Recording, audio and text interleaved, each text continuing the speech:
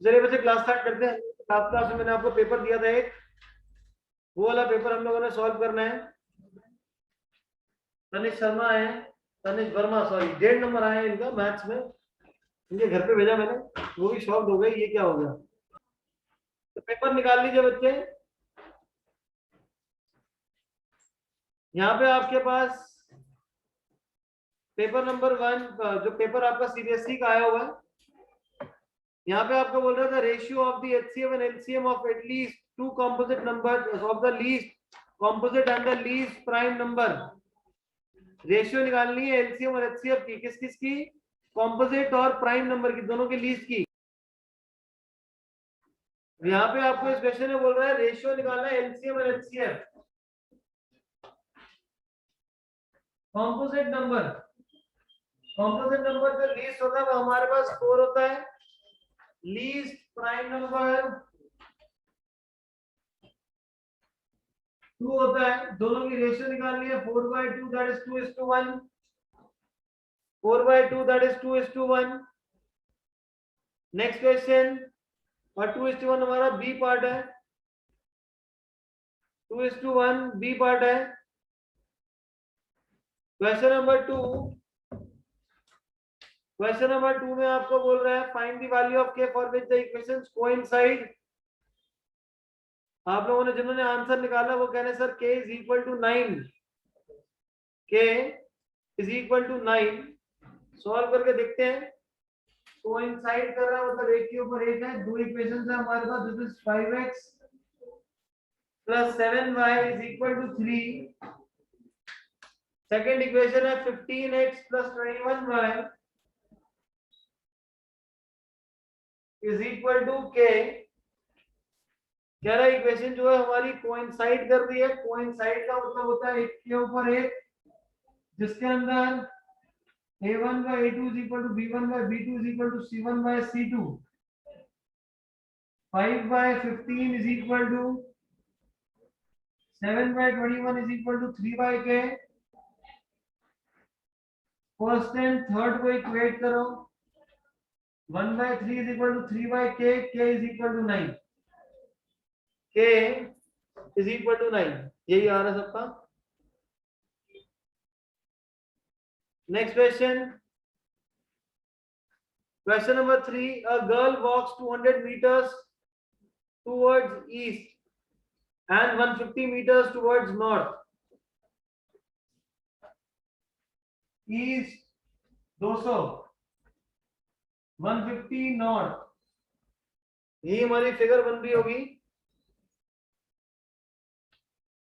The distance of the girl from the starting point is, a girl walks towards 200 towards east और towards north। ये रहा, पहले यहां से यहां तक गए, ए से बी तक गए 200 मीटर्स, बी से सी पे गए नॉर्थ में, दैट इज 150 मीटर्स। इनिशियल और फाइनल पॉइंट के बीच में डिस्टेंस निकालना है एसी।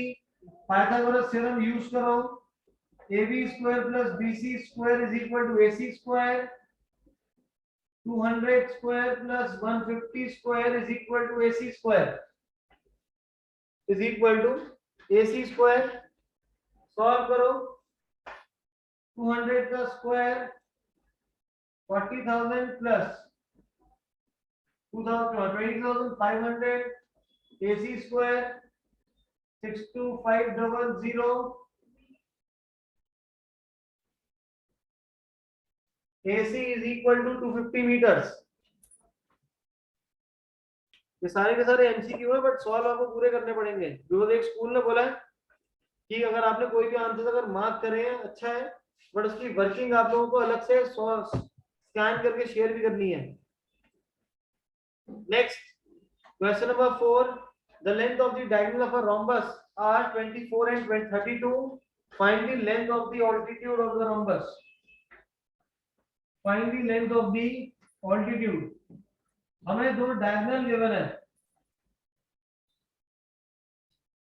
हमें क्वेश्चन देखने में बहुत छोटा सा कि आपको रोम्बस की डायगोनल गिवन है 24, 32 और ऑल्टीट्यूड निकालना है। अभी ऑल्टीट्यूड कैसे निकालेंगे, किन्होंने निकाला है, 19 का एक क्या लिखा 19.2। अच्छा चेक करते हैं। रोम्बस का एक डायगोनल 24 है, एक 32। डायगोनल एक दूसरे को बाइसेक्ट करते हैं। अगर BD 24 है तो ये 12 12 हो जाएगा। डायगोनल एक दूसरे को 90 डिग्री पे बाइसेक्ट करते हैं। AC अगर 32 है तो ये 16 16 हो जाएगा। AOB में पाइथागोरस थ्योरम लगाओ, जिससे AB square is equal to OA square plus OB square. OA हमारे पास 16 है, OB 12 है। 16 स्क्वायर इज 256, 144, 400, जिससे साइड आपके पास आ जाएगी 20 सेंटीमीटर। ही आ रही सबकी। अब ये तो आ गई साइड, लेकिन मुझे क्या निकालना है? ऑल्टीट्यूड निकालना है। हमें क्या निकालना है? ऑल्टीट्यूड। तो ऑल्टीट्यूड कैसे निकालेंगे? ऑल्टीट्यूड क्या होता है? बेस और टॉप वर्टेक्स के बीच का डिस्टेंस। तो अगर मेरा CM मेरा परपेंडिकुलर है तो मेरा क्या निकालना है? CM निकालना है। अब ये कैसे निकालेंगे? एरिया ऑफ रोम्बस का फॉर्मूला होता है half into D1 into D2। Area of rhombus का फॉर्मूला होता है हाफ D1 इंटू D2, मतलब डायगोनल 1 इंटू डायगोनल 2। बट एक जो रोम्बस होता है वो हमारा पैरेललोग्राम भी होता है। पैरेललोग्राम का एरिया होता है बेस इंटू हाइट। तो बेस हो गया AB, हाइट हो जाएगी CM। डायगोनल एक 24 था, एक 32 है। बेस AB हमारे पास 20 आ गया। हाइट हमें निकालनी है, तो CM हो जाएगा 12 into 32 upon 20, 6 10, 32 into 6 192 by 10, which is equal to 19.2. Cross check your answers. Next question. Question number 5. Two fair coins are tossed. What is the probability of getting at most one head? At most one head. At most का मतलब होता है ज्यादा से ज्यादा। At most का मतलब होता है ज्यादा से ज्यादा। और हम लोगों ने क्या करा? दो पॉइंट्स को टॉस करा।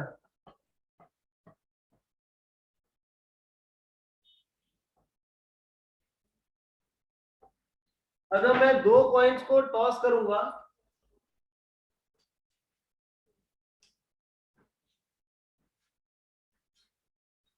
एक मिनट बेटा,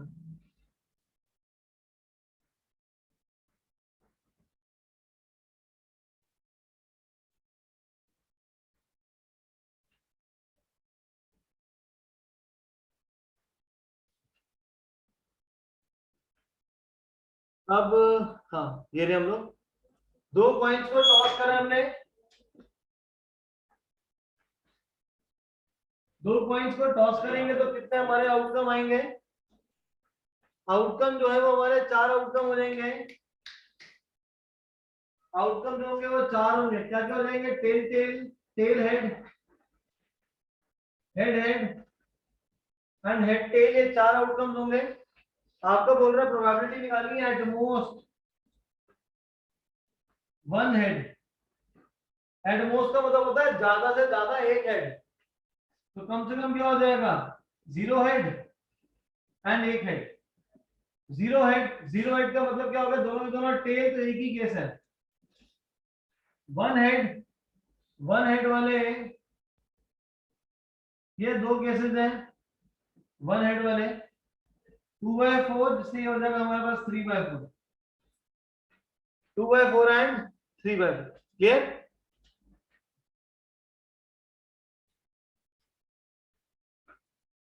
इसमें ऐसा भी हो सकता था कि एटलीस्ट, ये बोल सकते हो आपको एटलीस्ट वन हेड। अब एटलीस्ट का मतलब क्या होता है? कम से कम, कम से कम एक हेड। ज्यादा से ज्यादा दो हेड भी हो सकते हैं। एक हेड, एक हेड वाले ही है दो केसेस। 2/4, two heads HH 1/4। तो आंसर आ जाएगा 3/4। ठीक है। नेक्स्ट ऐसी टेल के लिए भी आ सकता है, तो आप टेल के लिए भी सॉल्व कर लेंगे। Next question, question number 6, ABC similar है पी क्यू आर के।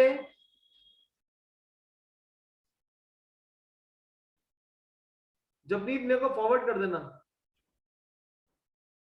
एबीसी सिमिलर है बेटा पी क्यू आर के। एम और पी एन दो ऑल्टीट्यूड्स हैं उसके, एबीसी और पी क्यू आर के। ट्रायंगल नहीं फटाफट, दो ट्रायंगल्स बनाओ एबीसी और पी क्यू आर। वहां पे हमारे परपेंडिकुलर हैं, परपेंडिकुलर के एम एंड पी एन।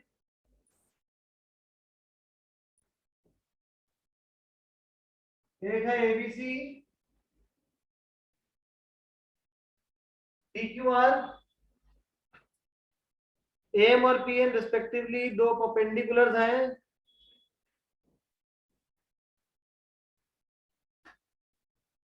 यहाँ पे हमारा परपेंडिकुलर एम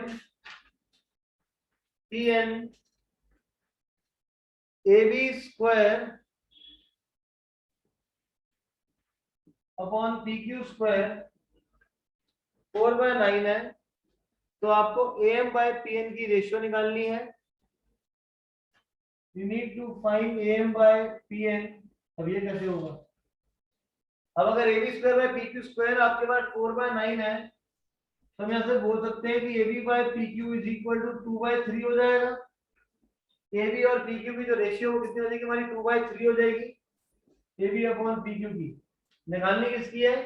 परपेंडिकुलर की। यहाँ पे परपेंडिकुलर बोले, या आपको इस क्वेश्चन के अंदर मीडियन आ जाता, तभी भी सबकी जो रेशियो होती है वो सेम होती है।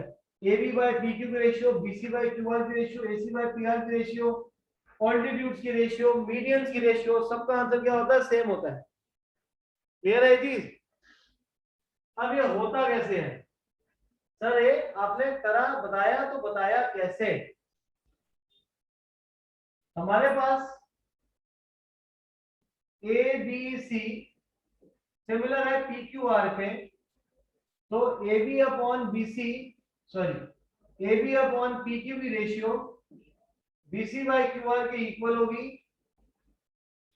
B C by Q R के इक्वल हो जाएगी, and A C by P R की भी इक्वल होगी। एंगल्स हमारे सारे के सारे इक्वल होंगे। यहाँ पे ये एंगल बी किसके इक्वल होगा? एंगल क्यू के भी इक्वल होगा। क्लियर है जी? Also M by P N छोटे छोटे ट्रायंगल्स में आ रहे हैं, तो ये जो दो छोटे ट्रायंगल है, दो छोटे ट्रायंगल आपस में क्या हो जाएंगे? सिमिलर हो जाएंगे। क्यू सिमिलर हो जाएंगे बिकॉज बी क्यू के इक्वल है। यहाँ 90 के इक्वल है। दो एंगल्स इक्वल हो गए, तो जो छोटे ट्रायंगल्स क्या हो जाएंगे? सिमिलर हो जाएंगे बाय ए सिमिलरिटी। जब ट्रायंगल सिमिलर हो जाएंगे, जब triangle A B M similar हो जाएगा पी क्यू एन के, तो A B by P Q की रेशियो ऑल्टीट्यूड्स की रेशियो की भी इक्वल आ जाएगी। ये 2/3 है, तो एम बाय पी एन की रेशियो पे 2/3 आ जाएगी।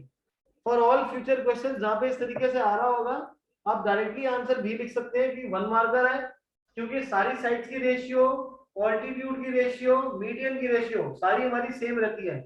क्योंकि आप लोगों का ऑब्जेक्टिव एग्जाम है, तो उसमें इतना सारा लिखने की जरूरत नहीं पड़ेगी, बट स्टिल अगर लिखना भी पड़े तो रीजन भी आप दे सकते हो कि ट्रायंगल सिमिलर है, साइड रेशियो में होगी, एंगल्स इक्वल हो जाएंगे। दो छोटे ट्रायंगल जो कंसीडर करोगे, एंगल बी एंगल क्यू के इक्वल है, क्योंकि एबीसी पी क्यू आर के सिमिलर है। यहाँ पे ये 90 ये 90, दो ट्रायंगल आपके दो एंगल्स इक्वल हो जाएंगे, तो ए से दोनों ट्रायंगल्स आपके सिमिलर, जैसे साइड रेशियो में। क्लियर गुरुदत्त, रोनित, ऋषि, हरदयाल? अगर मीडियन होगा तभी भी होगा। जब मीडियन होता है तो उस केस में कैसे होता है एनजी का? ये जो बेस होता है, इस बीसी को मैं लिख देता हूं ट्वाइस ऑफ बीएम, और क्यूआर को लिख दूंगा ट्वाइस ऑफ क्यूएन। हमने एनसीईआरटी में क्वेश्चन भी करा है, ठीक है? जिससे क्या होता है? A B upon P Q की रेशियो बीएम बाय क्यूएन के इक्वल, और ये एंगल बीच में कॉमन आ रहा होता है, तो वो सेम आपका डायरेक्टली यहाँ पे यूज हो जाएगा। Next question 7, 2 sign square beta minus cos square beta की वैल्यू 2 है, तो वैल्यू निकालिए बीटा की। सेवेंथ क्वेश्चन, ये बच्चा कह रहा है sir beta is equal to 90 degree. Solve नहीं करेंगे उन्होंने, ना दित्य चड्डा ना कागज चड्डा, सॉल्व नहीं करा क्या उन्होंने? अब two sine square beta minus cos square beta कैसे होगा? इक्वल टू 0 है।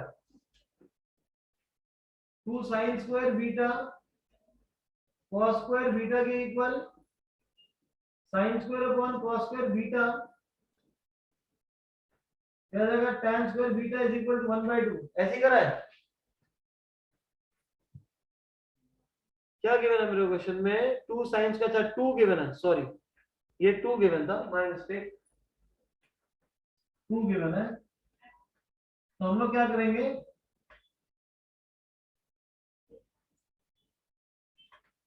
टू को लेफ्ट पे ले आओ, कॉस स्क्वायर को राइट पे ले जाओ, 2 कॉमन ले लो, sine square beta minus 1 sine square beta minus 1 ये आ जाएगा। अब क्या करूं, प्रॉपर्टी होती है, आइडेंटिटी होती है, sine square beta plus cos square beta equal to 1। Sine square beta 1 को लेफ्ट पे ले आएंगे तो माइनस माइनस को राइट पे ले जाएंगे तो माइनस कॉस स्क्वायर बीटा, इसकी जगह वैल्यू आ जाएगी minus cos square beta.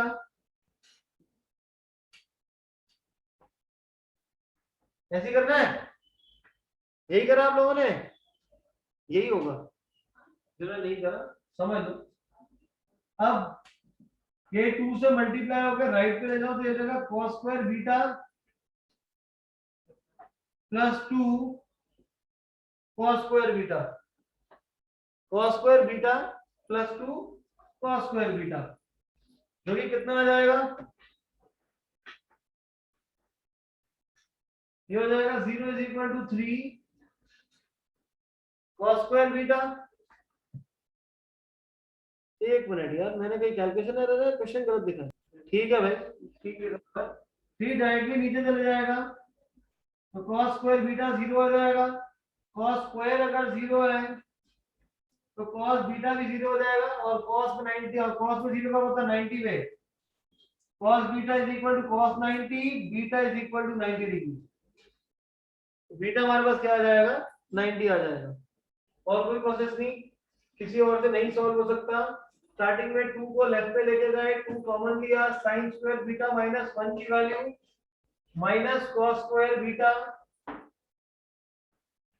Minus 2 cos square beta को राइट पे लेके गए, cos square plus 2 cos square ये हो जाएगा 3 cos square beta. 0/3 is 0, cos square अगर 0 है तो cos भी 0 हो जाएगा, और cos बीटा 0 का होता है 90 डिग्री पे। यहाँ इस क्वेश्चन में स्टार्टिंग में cos स्क्वायर की जगह 1 माइनस साइन स्क्वायर भी कर सकते थे, उससे भी आंसर आ जाएगा। cos स्क्वायर बीटा को sin स्क्वायर थीटा भी लिख सकते थे स्टार्टिंग में, जो मैंने 2 को लेके गया था उसकी जगह cos स्क्वायर को भी कर सकते थे। 8th वाले क्वेश्चन में prime factors of the denominator with the decimal expansion of 44.123 44.123 है क्वेश्चन नंबर 8। डेसिमल नंबर तो 1000 आ जाएगा।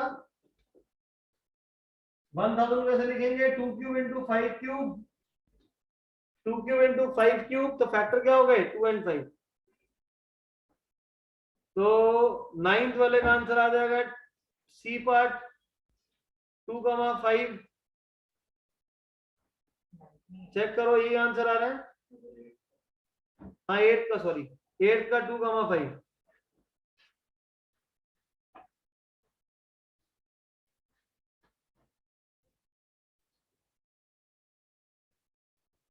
पार्थ टर्मिनेटिंग तो था ही, तभी तो गिवन था ये, उसको हमने कन्वर्ट करा है। अब नेक्स्ट है आपके पास 9th question, x equal to a y equal to b are कौन सी लाइन है? x equal to a and y equal to b, ये दोनों लाइंस कौन सी है? ये कैसे पता चलेगा? आप क्या करेंगे, ग्राफ बनाओ, यहाँ पे x y x dash y dash, x equal to a positive number है तो x इक्वल टू a की लाइन कहीं यहाँ पे हो जाएगी, y is equal to B, ये लाइन हो जाएगी, दोनों की दोनों लाइन एक पॉइंट पे इंटरसेक्ट कर रही हैं, तो आपकी इंटरसेक्टिंग लाइन हो जाएंगी ये। अब ऐसे ही पूछ सकता है कि कौन सी लाइन जो है जिस पॉइंट पे इंटरसेक्ट कर रही है वो आपके कोऑर्डिनेट क्या होगा, तो उसका जो कोऑर्डिनेट होगा वो हो जाएगा पी ए कॉमा बी, ये हो जाएगा पी ए कॉमा बी, लिख लो, उसके अंदर गिवन नहीं है, this is P A comma B, P A comma B. Next,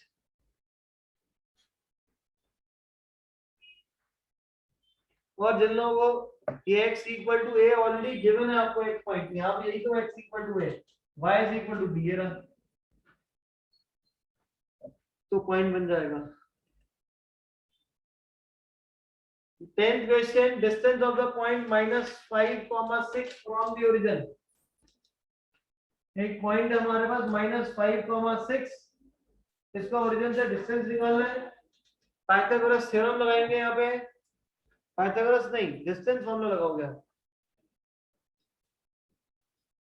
एक पॉइंट है ओरिजिन ए, दूसरा पॉइंट है -5,6, A B square root of x2 - x1 square, y2 - y1 whole square, 25 + 36 square root of 61। Cross check ये आ रहा है, सबका यही है।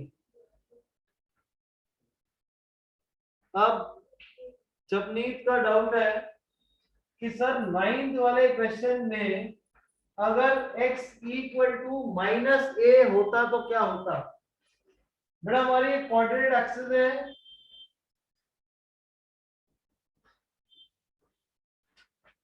x इक्वल टू -a मतलब लेफ्ट साइड पे a की वैल्यू कुछ भी हो सकती है, 1 2 3 4 5 6 कुछ भी हो सकती है, तो वो लाइन ऐसे बन जाएगी यहाँ पे। और आपको बोल रहा है y is equal to b, ये y इक्वल टू ये लाइन होती है यहाँ पे, तो ये y इक्वल टू b, क्योंकि पॉजिटिव तो ऊपर की तरफ यहाँ पे इंटरसेक्ट कर रहे हैं, तो किस पॉइंट पे इंटरसेक्ट करेंगे, -a, b पे। क्लियर है। x equal to minus A negative है तो इस तरफ आएगा, x इक्वल टू ए होगा तो राइट साइड में इक्वेशन होगी, ये है x equal to A, y is equal to b origin के ऊपर, y is equal to -b बोलेगा तो कहीं नीचे की तरफ लाइन हो जाएगी। यस, पैरेलल होती है, ये जो लाइन होती है सारी की सारी पैरेलल होती है। अगर x इक्वल टू ए लिख रहा हूं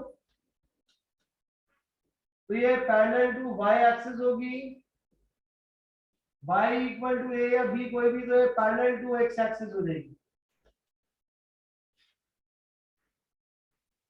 in every case it will intersect. बेटा अगर दोनों गिवन है, अगर आपको x इक्वल टू ए और x equal to -a given होगा, वो तो कभी इंटरसेक्ट होंगी नहीं, वो हमेशा पैरेलल रहेंगी। अगर एक x और एक y गिवन है तो यस वो आपकी इंटरसेक्टिंग ही होंगी।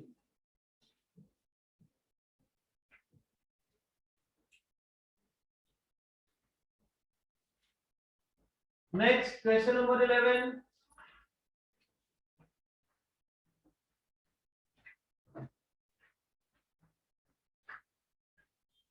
इलेवेंथ में आपका बोल रहा है A square is equal to 23/25, तो ए क्या होगा, rational, irrational, whole number, integer.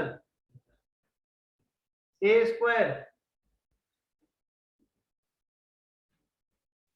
ये बच्चा क्या है सर, रैशनल, ये इरैशनल नंबर होगा, क्यों होगा इरैशनल, क्योंकि आपसे ए के लिए पूछ रहा है। ये हो जाएगा square root of 23/5, square root के अंदर प्राइम नंबर है तो वो इरैशनल नंबर होगा, और इरैशनल नंबर को किसी भी नंबर से अगर डिवाइड करोगे तो वो हमारा फाइनल आंसर क्या देगा, इरैशनल ही देगा। Clear, this is irrational number, ये रूट के अंदर प्राइम नंबर है, root 23 is a prime number, sorry 23 is a prime number, root 23 होगा, रूट में प्राइम होगा तो हमारा इरैशनल नंबर होता है। 12th question, LCM 36 HCF2 formula क्या होता है? LCM into HCF is equal to product of two numbers. HCF एक मिनट कितना था? HCF 30 से LCM 36, HCF2 दो नंबर्स कौन से? X और एक है 18. X is equal to 36 into 2 upon 18. 1 are 2 are. That gives X is equal to 4. That gives X is equal to 4. Great. 13th question. In triangle ABC, right angle at B.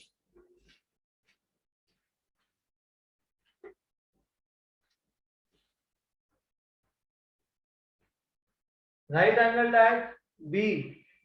Tan A √3 है. लिख लेते हैं. Tan A is equal to √3. Value निकालनी है cos A cos C minus sin A sin C.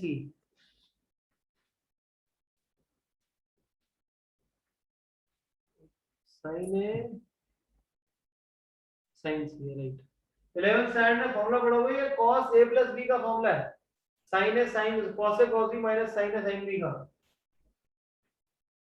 हम लोग क्या करते हैं? हाँ जब इसकी वैल्यू निकालनी है tan A √3 है. tan में √3 का होता है 60 डिग्री पे कंपेयर करोगे तो A की वैल्यू 60 डिग्री आ जाएगी. एंगल सम लगाओगे जिससे C आपके पास कितना आ जाएगा? 30 डिग्री आ जाएगा. तो हमें वैल्यू किसकी निकालनी है? cos 60 cos 30 minus sin 60 sin 30 cos 60 की वैल्यू होती है बेटा 1/2. सॉरी हाँ ठीक है 1/2 cos 30 √3/2 sin 60 √3/2 sin 30 1/2. आंसर हमारे पास कितना आ रहा है? 0.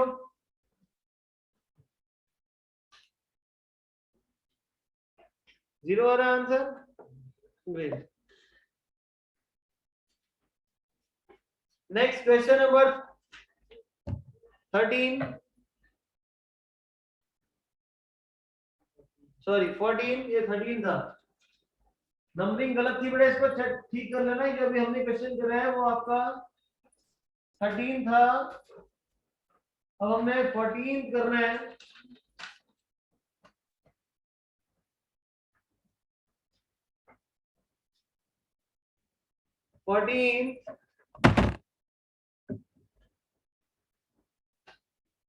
नहीं आदित्य वो सब नहीं यूज करना. If the angles of triangle ABC are in the ratio 1:1:2, the largest angle being angle C. Okay. एक मिनट. 1 मार्क करना है बेटा, फिर भी पूरा सॉल्व करना है. If the angles are in the ratio 1:1:2,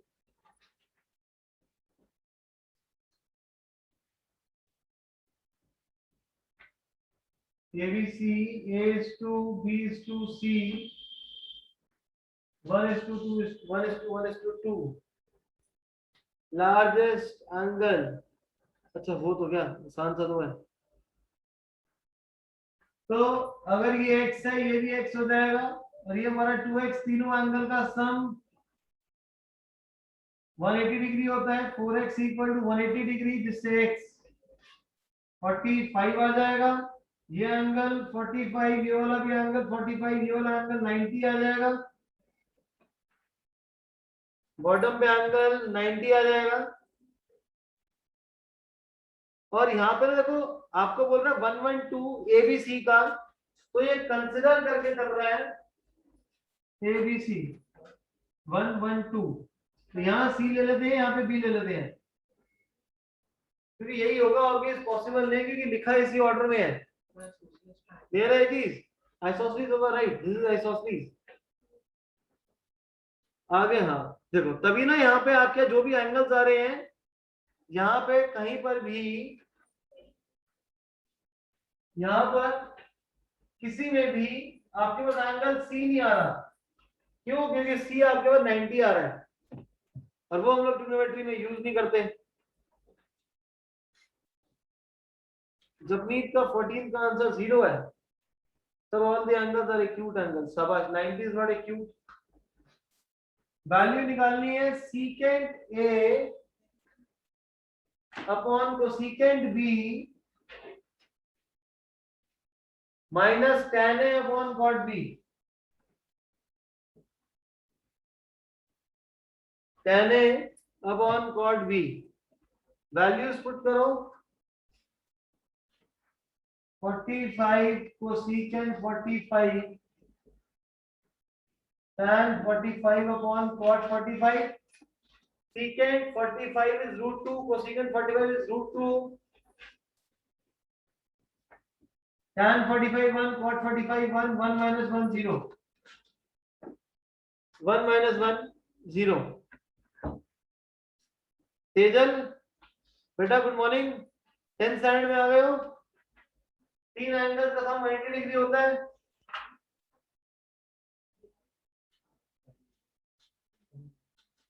तीन एंगल का सम कितना होता है? 180 डिग्री। ठीक है,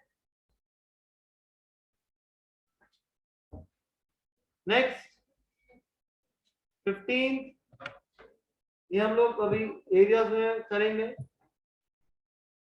एरियाज रेट टू सर्कल हमने करा नहीं, बट स्टिल इसको कर लेते हैं क्योंकि बहुत इजी सा क्वेश्चन है। 15 में आपको बोल रहा है the number of revolutions made by a circular wheel, the number of revolutions made by a circular wheel, radius 0.7 in rolling a distance of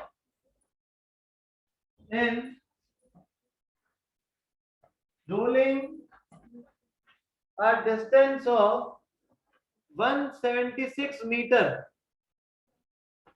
176 metre.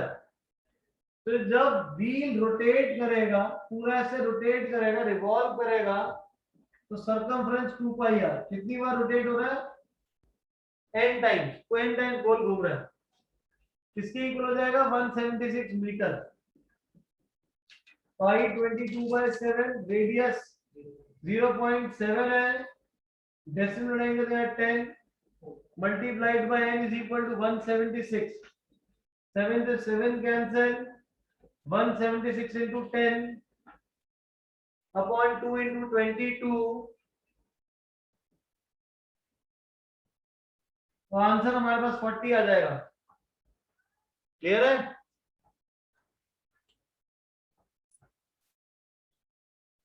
तो 60 कैसे आ गया अंजिका?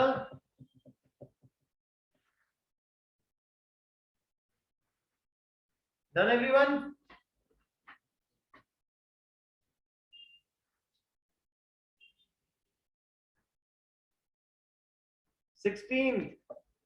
ABC is a triangle in which AB is 3,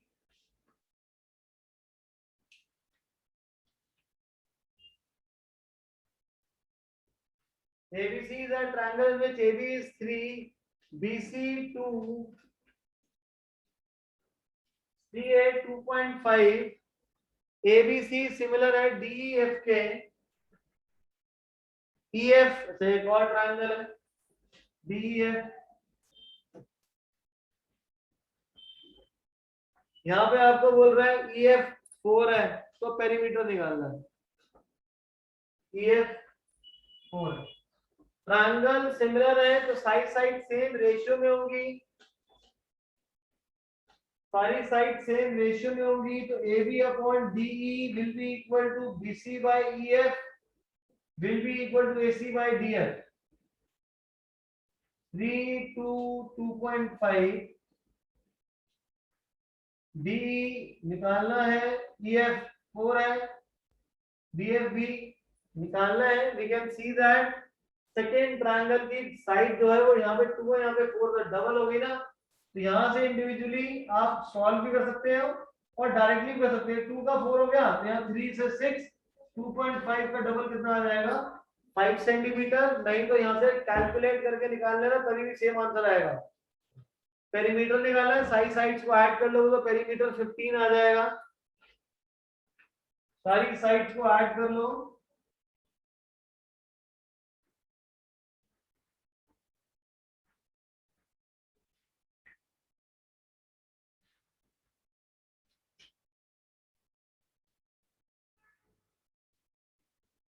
which is equal to 15 here.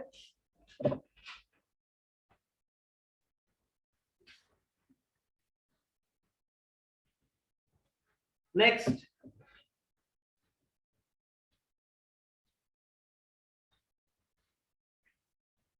कौन सा था ये? 16 था। 17 now.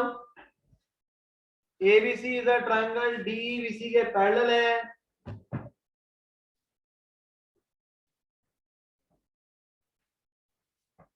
अब अगर DEBC के पैरेलल है तो बीपीटी थ्योरम लगेगी। आपको बोल रहा है DE हमें निकालना है। अब इसके अंदर बीपीटी से पहले ना और क्या लग सकता है? और तो कुछ नहीं लग रहा। चलो बनाते हैं इसको। ट्रायंगल बनाइए 17 में।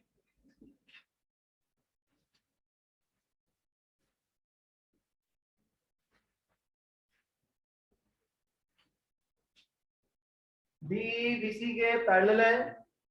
AB is 3, BC is equal to 2, ABC AB 3 given है। AD है, AB है, मैंने यहाँ AB नजर आ रहा है यार ये। ठीक है भाई, ये मैंने गलती से क्वेश्चन ऊपर का देख रहा था। ये DEBC के पैरेलल है तो यहाँ पे AD गिवन है। AD आपको 3 गिवन है, BD 4 है,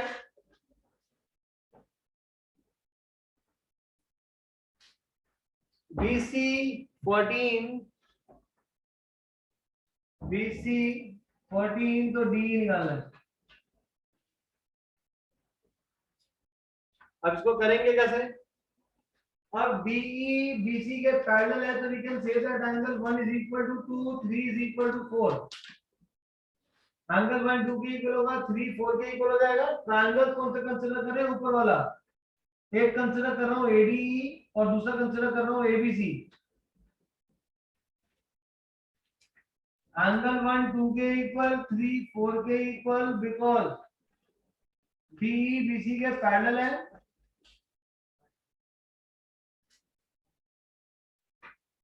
और ये हमारे करस्पॉन्डिंग एंगल्स हैं। ये सिमिलरिटी से ट्रायंगल्स हमारे सिमिलर हो जाएंगे।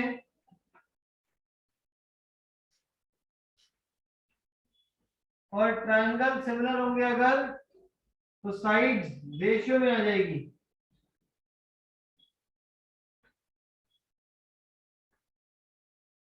एडी आपके पास 3 गिवन है।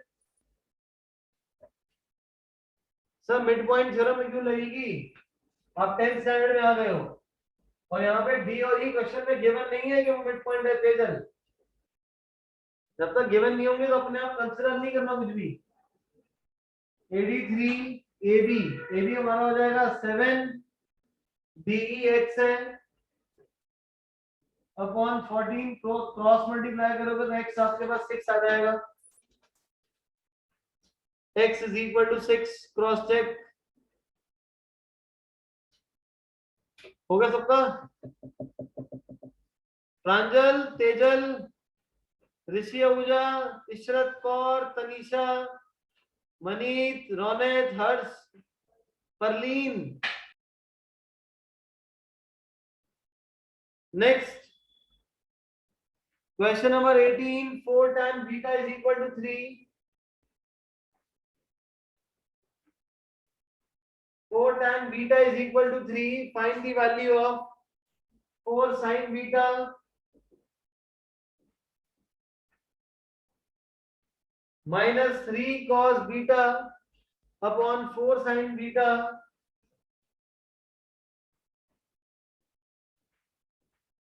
Plus 3 cos beta. अब इसको सॉल्व कैसे करें? अब 4 tan बीटा 3 है, तो एक ट्रायंगल में अगर इसको बीटा ले लेता हूं, यहाँ पे tan बीटा 3/4 आ रहा है। tan क्या होता है? Perpendicular by base, perpendicular by base. Pythagoras triplet लगाएंगे, पाइथागोरियन ट्रिपलेट, जिससे हाइपोटेनस आप प्लस 5 आ जाएगा।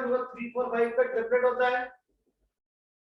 साइन साइन होता है perpendicular by hypotenuse, base by hypotenuse is cos।